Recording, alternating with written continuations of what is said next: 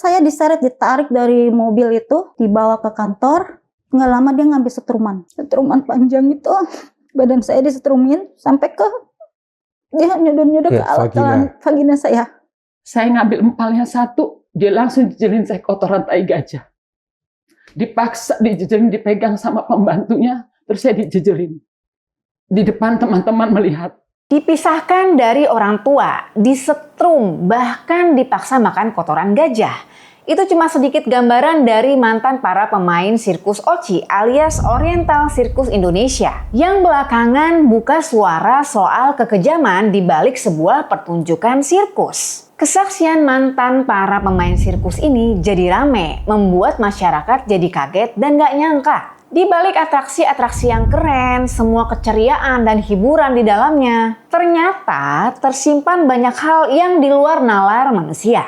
Yuk temenin gue bahas episode ini. Disclaimer dulu nih, yang mau gue bahas di sini, gue ambil informasinya dari media dan berita-berita yang sekarang lagi beredar. Sebelumnya gue bahas sedikit nih tentang asal-usul Oriental Sirkus Indonesia atau OCI. Hadi Manangsang mendirikan Oriental Show pada tahun 1967. Kelompok sirkus ini menjadi yang tertua di Indonesia. Di tahun 1972 namanya ganti jadi Oriental Sirkus Indonesia. OCI bermula sebagai kelompok akrobat keliling yang kemudian berkembang jadi pertunjukan sirkus. Bareng 3 anaknya, Jansen Manangsang, Frans Manangsang, dan Tony Sumampo, OCI rutin ngadain pertunjukan sirkus keliling Indonesia sampai akhirnya mereka dapat kesuksesan. OCI sendiri beroperasi aktif dari tahun 1967 sampai 1997. Di tahun 1981, keluarga Manangsang mendirikan TSI, Taman Safari Indonesia,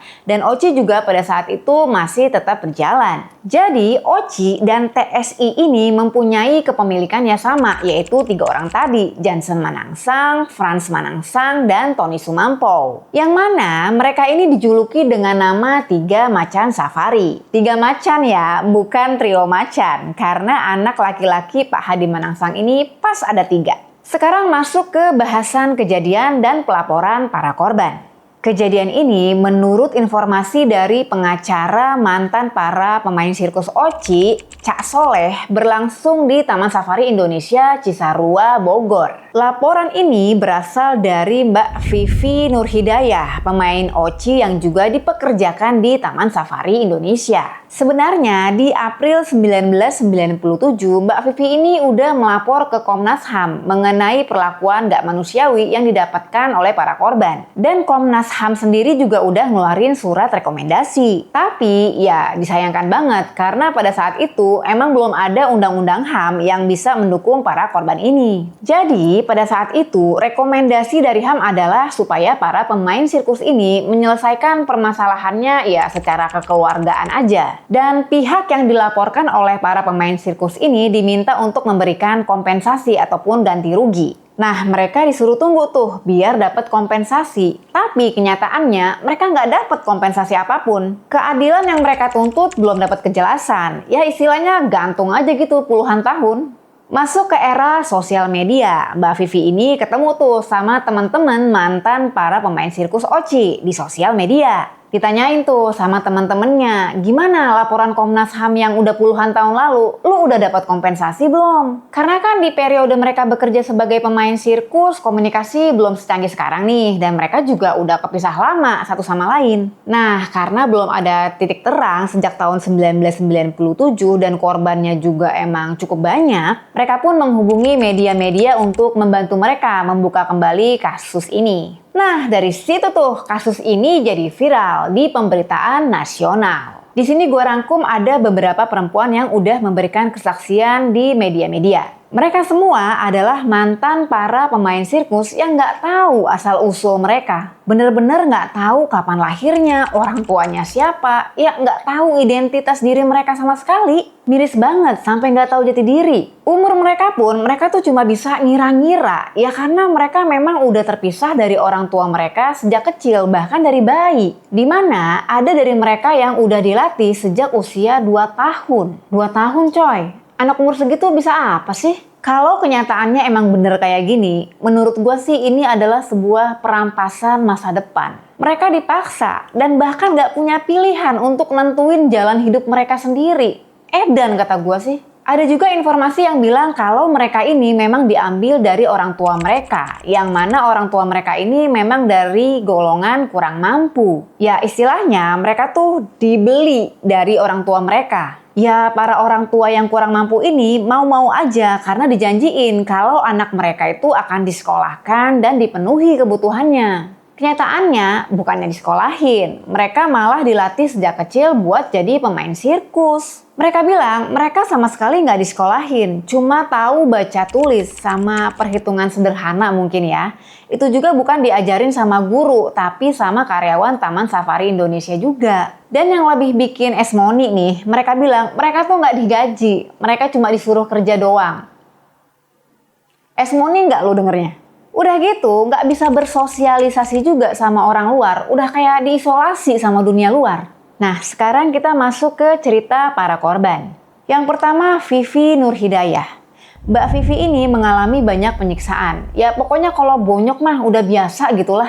Karena nggak tahan, dia pun nekat tuh kabur di tahun 1994. Waktu itu umurnya masih di bawah 20 tahun. Dalam pelariannya, Mbak Vivi ini sempat ditolongin orang, tapi apes, ketahuan juga. Akhirnya dia dijemput tuh sama bosnya, si Pak Frans. Nah, abis deh dia tuh. Diseret, dimaki-maki, disiksa. Bahkan dia bilang juga kalau dia disetrum, disekujur badannya sampai ke alat kelaminnya juga. Siksaannya nggak cuma sampai di situ. Abis itu Mbak Vivi ini dipasung dan dirantai selama 2 minggu. Mau buang air juga susah banget. Yang nggak kalah horornya nih, karena suatu hal Mbak Vivi ini pernah tidur sebelahan sama macan. 3 hari tidur di kandang macan coba. Udah bagus nggak ngajak ngobrol itu macan. Udah kayak ikut acara uji nyali ya kan. Uji nyali mah masih mending dapat duit. Ini mah cuma dapat kotoran macannya doang. Percobaan yang kedua, baru nih si Mbak Vivi berhasil kabur. Dan singkat cerita, Mbak Vivi pun bisa keluar karena dibantu oleh seorang guru silat. Dia pun berhasil kabur ke Semarang. Yang kedua ada Mbak Butet. Mbak Butet ini deritanya juga nggak kalah serem dari yang pertama. Khusus Mbak Butet ini, dia mengakui kalau dia memang melakukan pelanggaran karena berpacaran dengan salah satu pekerja di situ, sampai dia pun hamil. Yang parahnya, pada saat Mbak Butet ini hamil 9 bulan, dia masih dipaksa kerja, masih dipaksa untuk melakukan atraksi. Ini kan kerjaan beresiko tinggi ya. Lu bayangin tuh, gimana coba bawa-bawa bayi di dalam perut sambil beratraksi. Dan yang paling mengerikan nih dari pengalamannya Mbak Butet yaitu pada saat dia berumur sekitar 10 atau 11 tahun. Dia sampai pernah dikasih atau dijejelin makan kotoran gajah. Dipegangin kedua tangannya sampai dipaksa buat nelen tuh kotoran gajah. Perkara itu gara-gara dia ketahuan ngambil daging empal si Pak Bos. Perkara daging empal doang coy. Itu yang dijejelin kotoran gajah. Dia juga seorang manusia loh Pak. Kalau emang bener begitu ya, masa sih lu cuma gara-gara sepotong daging empal, setan jadi sungkem sama lu? Dan kisah tragis Mbak Butet gak berhenti sampai di situ. Dan sama aja kayak nasib ibunya nih, anaknya dilatih dan dipekerjakan sebagai pemain sirkus juga. Tapi setelah perjuangan yang cukup panjang, Mbak Butet ini berhasil kabur juga di tahun 1996. Anaknya pun akhirnya bisa kabur juga dan mereka pun bisa mulai menata hidup mereka lagi. Yang terakhir nih ada Mbak Ida. Mbak Ida ini juga kondisinya memprihatinkan. Mbak Ida ini jatuh dari ketinggian kurang lebih 20 meter pada saat melakukan atraksi trapeze. Atraksi trapeze ini kan atraksi melayang-layang, berayun-ayun gitu ya. Ada yang jadi penyeberang, ada yang jadi penangkap. Yang penangkap ini disebutnya catcher. Kebetulan saat Mbak Ida ini beraksi, dia beradu sama catcher yang masih baru. Istilahnya, catcher ini harusnya belum siap tampil karena ya masih penyesuaian ataupun emang belum mahir. Tapi si catcher ini tetap disuruh tampil coy. Karena catcher yang lama atau catcher yang senior itu lagi cuti. Mbak Ida mengalami kecelakaan yang berujung membuat Mbak Ida mohon maaf jadi cacat dan harus menggunakan kursi roda. Itu tadi 3 kisah dari para korban yang melapor. Sebenarnya selain ke Komnas HAM, sebelumnya Mbak Vivi ini juga udah pernah ke Mabes Polri untuk ngelaporin pelanggaran eksploitasi dan kekerasan yang dialami. Tapi nggak dapet tanggapan yang lebih lanjut karena bukti-buktinya juga emang nggak cukup kuat. Waktu dia dimintain bukti visum juga nggak ada. Ya gimana tahu istilah visum? Mohon maaf, wajar dia nggak tahu. Dia kan taunya cuma baca tulis doang, nggak sekolah. Saat itu juga mustahil kasih pembuktian karena kondisinya juga emang nggak memungkinkan. Ya bayangin aja, pada saat itu nggak ada CCTV. Pada waktu mereka latihan juga tenda sirkusnya kan ditutup. Jadi nggak ada para pekerja lain tuh yang lihat mereka. Jadi kalaupun ada tindak kekerasan, ya misalnya pada waktu mereka latihan gitu ya saksinya cuma teman-teman mereka doang. Itu pun gimana mau jadi saksi? Udah takut duluan kali kalau mau ngomong, ya daripada bonyok mendingan diem-diem aja. Dan menurut Mbak Vivi, sejak laporan dari tahun 1997 itu, nggak ada satupun pihak OCI ataupun TSI yang menghubungi mereka untuk menyelesaikan duduk perkara ini. Bahkan sebelum viral juga udah diupayakan tuh untuk menghubungi mereka, tapi ya mereka nggak ada respon. Nah, kita lanjut lagi nih. Secara terpisah, salah satu pendiri OCI, Tony Sumampau, memberikan pernyataan keterangan kesaksian para korban OCI. Masalahnya nih, yang muncul pada saat itu cuma Pak Tony Sumampau aja. Sedangkan yang banyak disebut melakukan kekerasan adalah Pak Jansen Manangsang dan Pak Frans Manangsang. Jadi ya, gimana ya?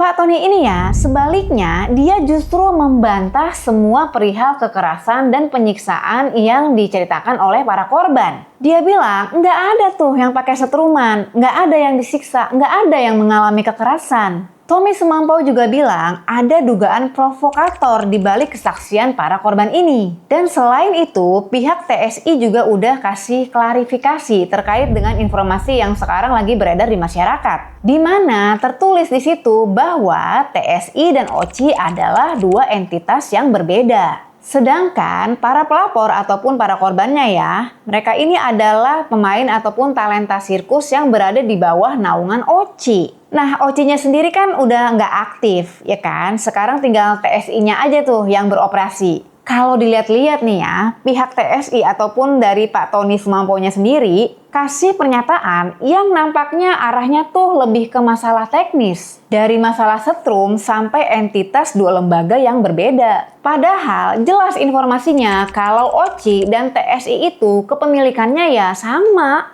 Bahkan nih ada sebuah buku yang beredar judulnya 3 Macan Safari. Sebuah buku yang menceritakan perjalanan berdirinya Taman Safari Indonesia. Nah, 3 macan yang dimaksud siapa lagi kalau bukan yang udah gue sebut sebelumnya? Ya dia lagi. Sebenarnya ya mau OCI kek, mau TSI kek, ownernya kan sama. Kan intinya kalau benar ada penyiksaan, ada kekerasan, ada eksploitasi, mereka harus bertanggung jawab terhadap perbuatan itu. Kan intinya itu aja sebenarnya. Tapi ya bukannya dapat titik terang dari masalah ini, Pak Tony malah bilang kesaksian mantan para pemain sirkus itu tuh cuma cari sensasi aja. Dia juga bilang nih, yang intinya bisa dilihat dari foto-foto ataupun dokumentasi mereka, wajah para pemain sirkus ini tuh nggak ada tekanan, semuanya ceria, penuh senyuman. Ya kali Pak, di foto cemberut. Lebih jauh, Pak Tony juga mengungkap asal-usul para pemain sirkus di tempatnya. Dia bercerita kalau orang tuanya tuh dulu suka menampung anak-anak. Ya mungkin menurut dia istilahnya berjiwa sosial gitulah ya. Nah anak-anak itu yang nantinya akan tergabung dalam kelompok pemain sirkus asalnya dari panti asuhan. Tepatnya panti asuhan daerah sekitar Kalijodo. Pak Tony menyebutkan kalau anak-anak itu memang diambil sejak usia dini. Dan dibesarkan oleh keluarganya yang kemudian dilatih untuk menjadi pemain sirkus. Perwakilan TSI juga sudah menerima somasi dari mantan para pemain sirkusnya dan mereka meminta ganti rugi sekitar 3,1 miliar. Menurut pengacara para korban, kasus ini sudah masuk dalam kategori perbudakan. Dan kriterianya termasuk pelanggaran HAM berat, di mana ada pemisahan antara anak dan orang tua, identitas korban yang tidak jelas, penyiksaan, tidak tersedianya pendidikan, dan dipekerjakan tanpa gaji. Di mana menurut Undang-Undang Pengadilan HAM, pelanggaran berat tidak mengenal batas kadaluarsa. Komnas HAM juga sudah mengakui adanya eksploitasi yang meliputi 4 bentuk pelanggaran, yaitu pertama, hak anak untuk mengetahui asal-usul dan identitasnya. Kedua, kebebasan dari eksploitasi ekonomi. Ketiga, hak atas pendidikan umum yang layak. Keempat, hak atas perlindungan dan jaminan sosial. Atas hal ini, Komnas HAM memberikan 2 rekomendasi. Pertama, Komnas HAM meminta agar masalah ini diselesaikan secara hukum atas tuntutan kompensasi untuk mantan para pemain sirkus Oci. Kedua, Komnas HAM meminta agar asal-usul mantan para pemain sirkus Oci ini segera dijernihkan. Dan menurut pengacara para korban, dilihat dari perspektif HAM tadi ya, ada 4 tuntutan yang dilayangkan. Pertama, dibukanya asal-usul para korban. Dari pernyataan pengacara para korban, kurang lebih ada 60 korban. Yang mereka semua nggak tahu asal-usul mereka, identitas mereka, nggak tahu orang tua mereka siapa. Yang kedua, penghentian tindakan apabila masih ada tindakan kekerasan terhadap orang-orang yang masih bekerja di dalam TSI. Yang ketiga, pengadilan HAM terhadap para pelaku. Dan yang keempat, ganti rugi kepada para korban. Dan pertanggal 21 April 2025 sudah ada pertemuan antara Komisi 3 DPR RI dengan para korban mantan pemain sirkus Oci yang juga dihadiri oleh Pak Frans Manangsang. Update-nya nih, Wakil Ketua Komisi 3 DPR RI Ahmad Sahroni memberi waktu 7 hari kepada mantan para pemain sirkus Oci dengan pihak pendiri Oci untuk berembuk mencari titik temu kesepakatan. Nah, kalau udah 7 hari nih nggak ada titik temunya, baru deh perkara ini bisa dibawa ke ranah hukum. Ini roman-romannya masih butuh waktu lebih nih buat penyelesaian perkara 2 pihak ini. Semoga kasus ini bisa terus kita kawal ya, supaya dapat atensi dari pemerintah, bahkan juga kalau bisa atensi dari dunia internasional. Biar nggak ada lagi deh kedengeran tuh berita-berita tentang perbudakan di zaman era modern kayak gini, di mana masih ada manusia yang diperlakukan dengan rendah. Kalau manusia aja diperlakukan kayak gitu, gimana perlakuan terhadap hewan-hewan? Seharusnya nggak ada alasan untuk nggak menghargai sesama makhluk hidup. Ya mau lu manusia kek, ya mau hewan kek. Sudah sepantasnya semua makhluk hidup diperlakukan dengan baik. Kita tunggu aja nih kelanjutan dari kasus ini. Jangan sampai nggak ada kejelasan, gantung, atau bahkan menguap gitu aja. Yang berujung dengan istilah, lo punya duit, lo punya kuasa. Segitu aja dulu pembahasan hari ini. Makasih banyak. Mohon maaf kalau ada salah-salah kata dan penyampaian. Sampai ketemu di video-video berikutnya. Bye-bye.